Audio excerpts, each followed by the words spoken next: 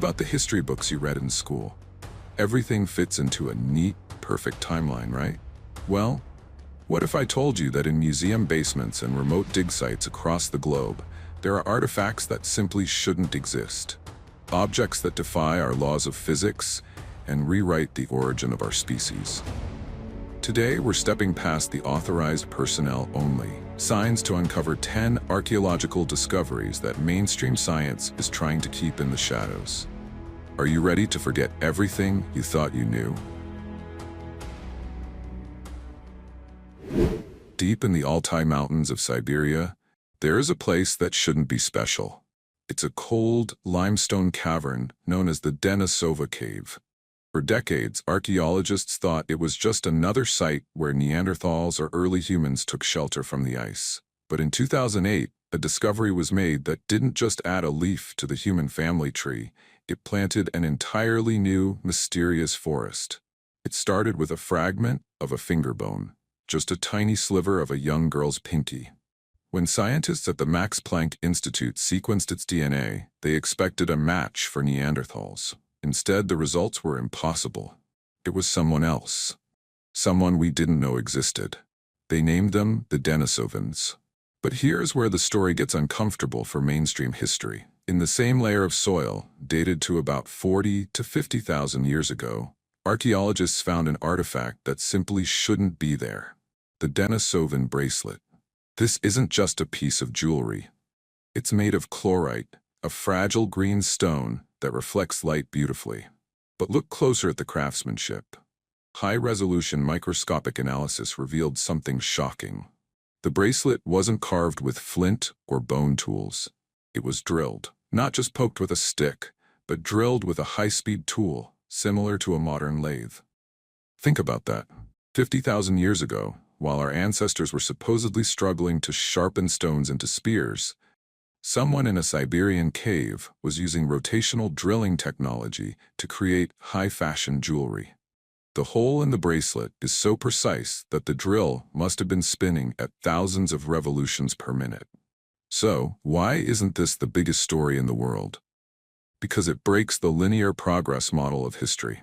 If a primitive ghost species had access to mechanical drilling 30,000 years before the invention of the wheel, then everything we think we know about human evolution is wrong. But it gets even weirder. Geneticists found that Denisovan DNA isn't just a relic of the past. It's alive in us today. People in Melanesia and indigenous Australians carry up to 6% of this DNA. Some of these genes actually help modern humans survive in high altitudes, like the Tibetans. Was this a primitive cousin? Or was it a highly advanced, technologically capable race that was wiped out by a global cataclysm? The more we dig into Denisova, the more the official timeline of human history starts to look like a fairy tale. We aren't looking at a missing link. We are looking at a lost civilization that might have been smarter than we are today. Imagine traveling to the heart of the Balkans, to a small town called Visoko in Bosnia. For centuries, people lived in the shadow of a massive triangular hill they called Visočica. It was just part of the landscape, until 2005 when an archaeologist named Dr. Samir Osmanagic made a claim that sent shockwaves through the scientific community. He didn't see a hill. He saw the largest man-made pyramid on the face of the earth. He called it the Pyramid of the Sun. At over 220 meters tall, it dwarfs the Great Pyramid of Giza. But mainstream geology was quick to dismiss it, calling it a flateron, a natural rock formation shaped by tectonic forces. But as the excavations began, the natural explanation started to crumble. Researchers uncovered massive stone blocks covering the exterior. These aren't just random rocks. Independent materials testing from institutes in France and Italy showed that these blocks are made of a high-quality synthetic concrete. It's harder and more water-resistant than any concrete we use today. If this is nature, then nature has started using industrial mixing techniques. But the real mystery lies beneath the surface. Archaeologists have cleared kilometers of a massive underground labyrinth known as the Ravna tunnels. Inside these tunnels, they found huge ceramic megaliths weighing several tons, positioned over underground water rivers. Even more baffling, There's no sign of soot on the ceilings.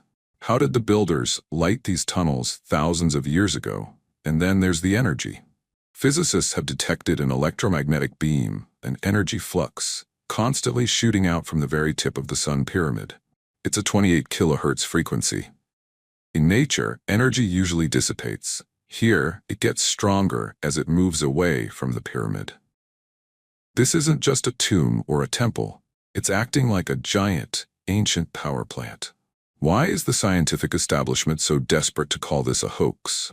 Because the organic material found between the concrete blocks was carbon dated to nearly 30,000 years ago.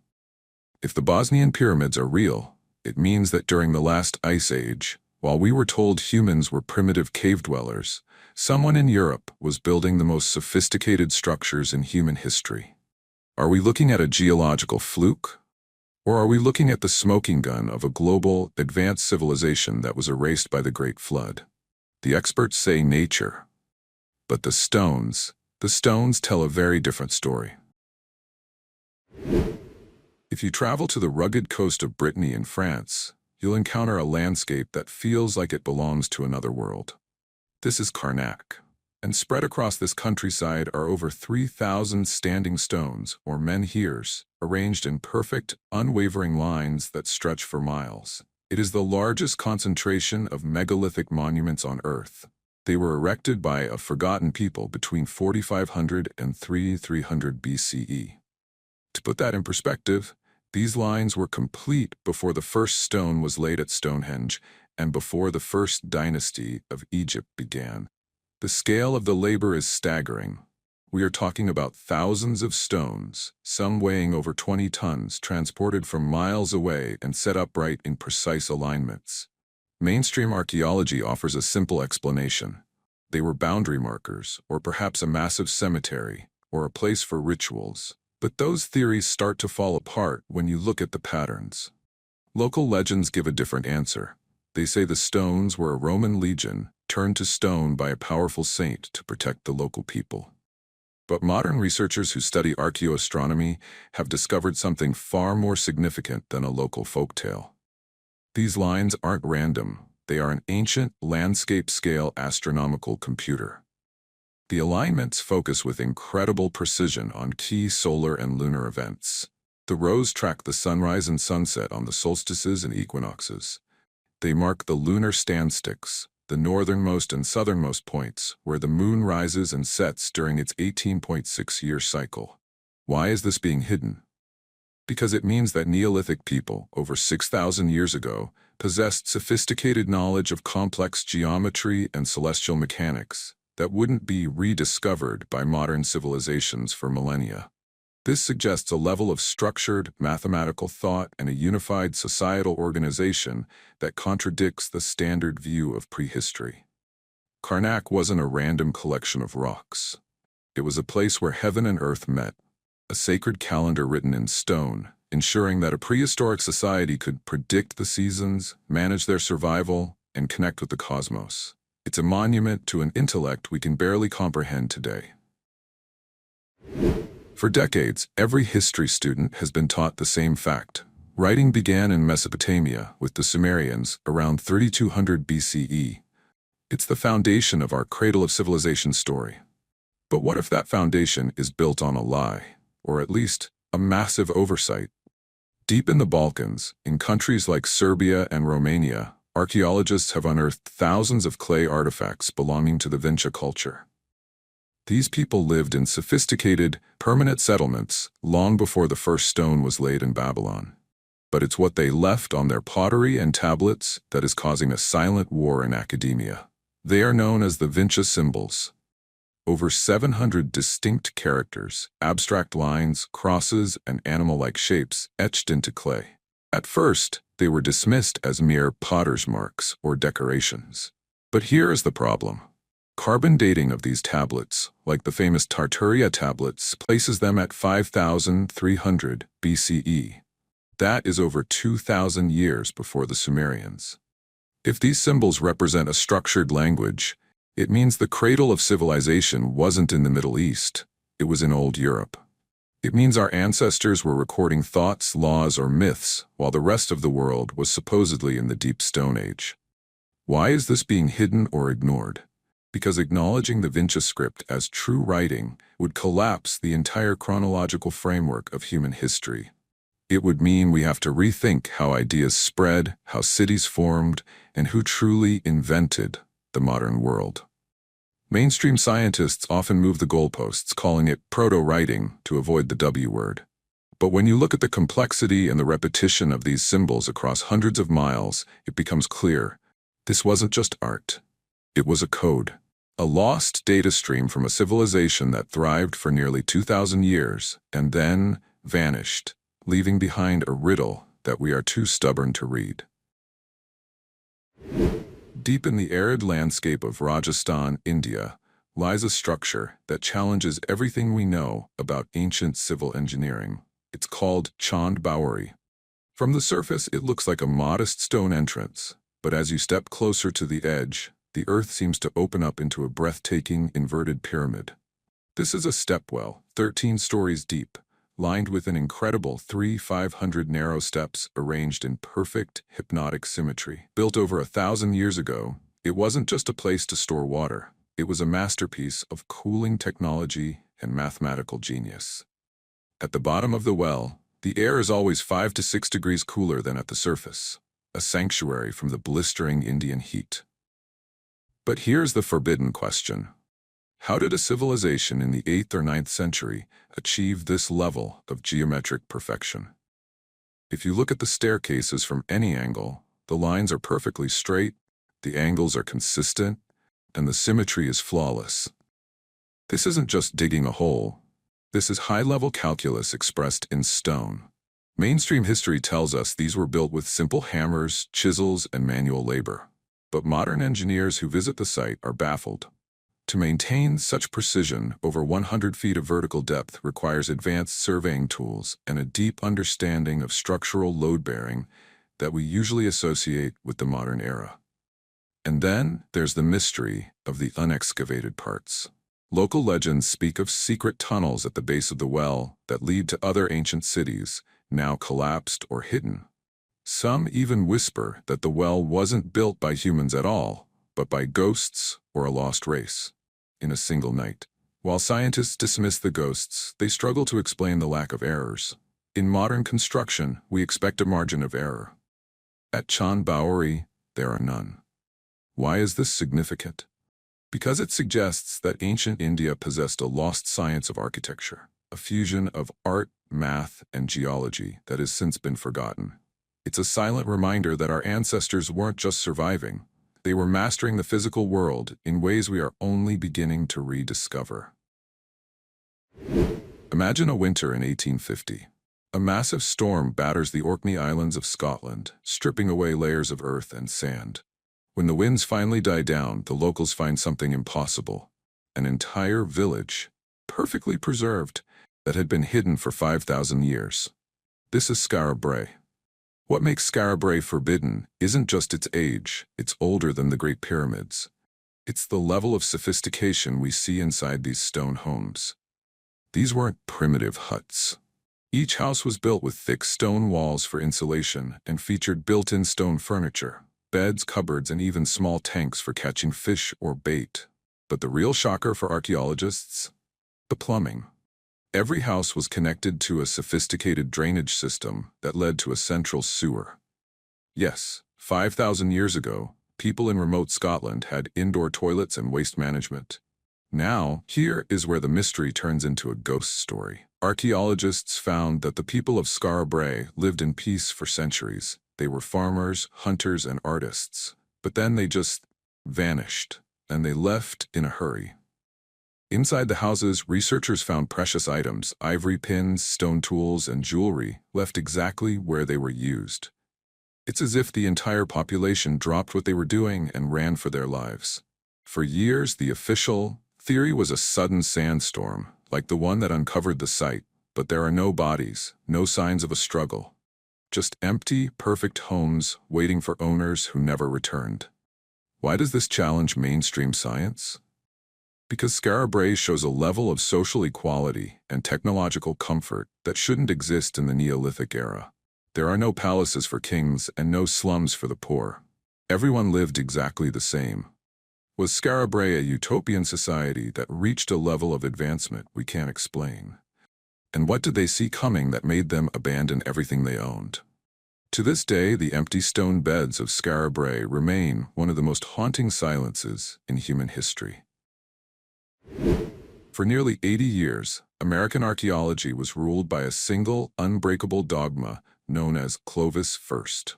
The story was simple. About 13,000 years ago, as the Ice Age glaciers retreated, a brave group of hunters crossed a land bridge from Siberia to Alaska.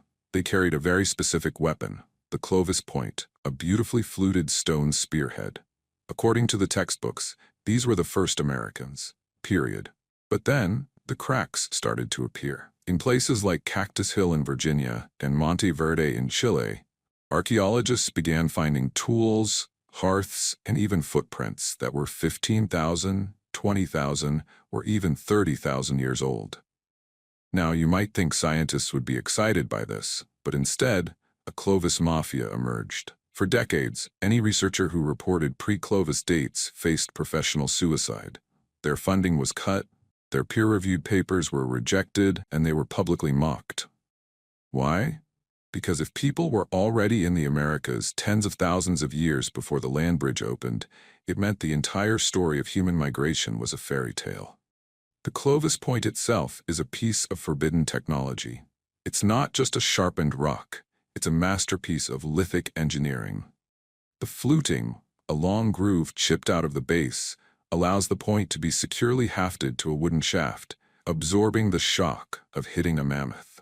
It's so advanced that even modern master flint knappers struggle to replicate it without breaking the stone. So where did this technology come from? It didn't evolve slowly. It appeared in the fossil records suddenly, fully formed across the entire continent. Some researchers suggest it didn't come from Siberia at all, but from Europe, across the Atlantic ice shelf.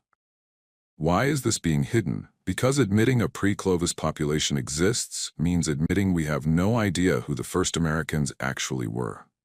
It suggests a history of seafaring and global exploration that happened during the height of the Ice Age, long before we thought humans were capable of crossing oceans. The Clovis site isn't just a dig, it's a reminder that sometimes science is more about protecting a consensus than finding the truth. For centuries, the period after the fall of Rome was called the Dark Ages. Historians told us that Britain had devolved into a lawless, muddy wasteland of illiterate warriors who had forgotten how to create beauty. But in 1939, a single discovery at a place called Sutton shattered that myth forever. Archaeologists uncovered a massive, 90-foot-long oak ship buried inside a funeral mound.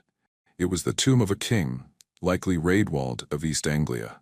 But it wasn't just a boat, it was a treasure chest of forbidden craftsmanship. Inside, they found a helmet that has since become the face of Anglo-Saxon England, covered in intricate scenes of soaring dragons and marching soldiers. But look closer at the jewelry. They found a great gold buckle and shoulder clasps made of solid gold, inlaid with garnets from as far away as India and Sri Lanka. The technique used to cut these stones is called cloisonné, and it is so precise, so microscopic, that modern goldsmiths with laser tools struggle to replicate the complexity of the patterns. This is why Sutton Hoo is often downplayed in the context of global history. It proves that the Dark Ages weren't dark at all. The people of 7th century Britain were part of a massive, sophisticated trade network that spanned from the Baltic to the Byzantine Empire. They were master goldsmiths, poets, and engineers who understood physics and chemistry. Why was this hidden in our cultural memory? Because it's easier to tell a story of primitive ancestors who were saved by later civilizations.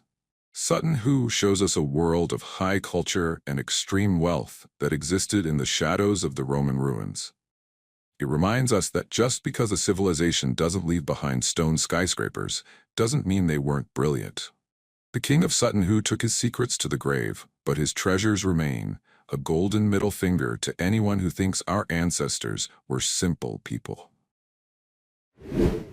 In the heart of modern-day Turkey lies the sprawling ruins of Hattusa, the once mighty capital of the Hittite Empire. This was a civilization of warriors and lawgivers who rivaled ancient Egypt. But among the massive lion gates and labyrinthine temples, there is one object that stops every traveler in their tracks. It's known simply as the Green Stone. It is a massive monolithic cube of bright green nephrite. In a city built almost entirely of gray limestone and dark basalt, this stone glows with an eerie, translucent intensity. It is perfectly polished, with surfaces so smooth they feel like glass. Mainstream archaeology labels it as a gift from an Egyptian pharaoh, or perhaps a religious altar. But these explanations feel hollow when you stand in its presence. First, nephrite of this quality is not native to this region. It had to be transported from hundreds through fluid, perhaps thousands of miles away. But how? And more importantly, why? Look at the finish. We are talking about the Bronze Age, a time of copper chisels and stone hammers. Yet this block has been squared and polished with a precision that suggests mechanical assistance. There are no tool marks, no scratches, just a mirror-like sheen that has survived thousands of years of erosion. The locals call it the wish stone. They believe it possesses a strange energy, a vibration that can be felt if you place your hands upon it. Some alternative researchers suggest it wasn't a religious icon at all, but a piece of functional technology, perhaps a component of an ancient power system or a long-range communication device that we no longer understand. Why does science avoid a deeper investigation into the green stone? Because to admit its anomalies is to admit that the Hittites, or whoever lived here before them, had access to cutting and polishing techniques that shouldn't have existed for another 2,000 years. It sits there in the open air, a silent, green anomaly that refuses to fit into our version of the past. Is it a gift from a king, or a relic from a lost world? For our final discovery, we travel to the southern Jordan Valley, just north of the Dead Sea. Here lies the ruins of a massive Bronze Age city called Tel el-Hammam. For centuries, it was a thriving metropolis, the largest in the region. And then, in a single heartbeat, around 1650 BCE, it simply ceased to exist. What archaeologists found here wasn't a slow decline or a typical military conquest. They found a layer of destruction that looks like it came from a nightmare. We are talking about 5-foot-thick layers of ash, charcoal, and something far more terrifying, melted everything. They found pottery that had been turned into glass. They found mud bricks that had bubbled and vitrified. They even found melted diamonds. To achieve this, you need temperatures exceeding 2,000 degrees Celsius. That is hotter than a volcanic eruption. It is hotter than any furnace the people of the Bronze Age could have possibly built. A team of 21 scientists spent years analyzing the soil. Their conclusion? Tel el-Hammam was struck by a cosmic airburst, a massive meteor that exploded a few miles above the city. The blast was 1,000 times more powerful than the atomic bomb dropped on Hiroshima. The pressure wave hit the city at 700 miles per hour, stripping the skin off anyone standing outside and vaporizing the city's 12-meter-thick defensive walls. But here is why this discovery is truly forbidden. Many researchers believe Tel el-Hammam is the real-world location of the legendary city of Sodom. In the book of Genesis, Sodom was destroyed by fire and brimstone from the heavens. For centuries, historians dismissed this as a myth. But now we have the physical evidence of a city turned to glass by a skyfire. Why is there a pushback against this? Because it bridges the gap between ancient mythology and hard scientific catastrophe. It suggests that our ancestors weren't just telling tall tales. They were eyewitnesses to a cosmic event so violent it scarred our collective memory for 4,000 years. Tel el-Hammam is a chilling reminder that we live in a shooting gallery, and the gods of old might have just been the names we gave to the fire from the stars. After journeying through these 10 forbidden sites, one truth becomes undeniable. We are a species with amnesia. We've spent centuries labeling these wonders as anomalies, simply because they don't fit our neat linear timeline. But the stones of Hattusa and the DNA of Denisova tell a different story. They prove that our ancestors weren't just surviving, they were masters of high-level math, celestial mechanics, and lost engineering. The real conspiracy isn't a secret society. It's institutional pride, the fear of admitting that we might not be the most advanced civilization to ever walk this earth. But history isn't a closed book. It's a living puzzle, and you are part of the generation that's finally starting to put the pieces together. So, which discovery shook your worldview the most? Was it the precision of Baori or the skyfire of el-Hammam? Drop a comment, hit that subscribe button, and join us as we continue to peel back the layers of the past. The truth is out there, buried beneath the dust of ages. I'm Enigma Explained, and I'll see you in the next discovery.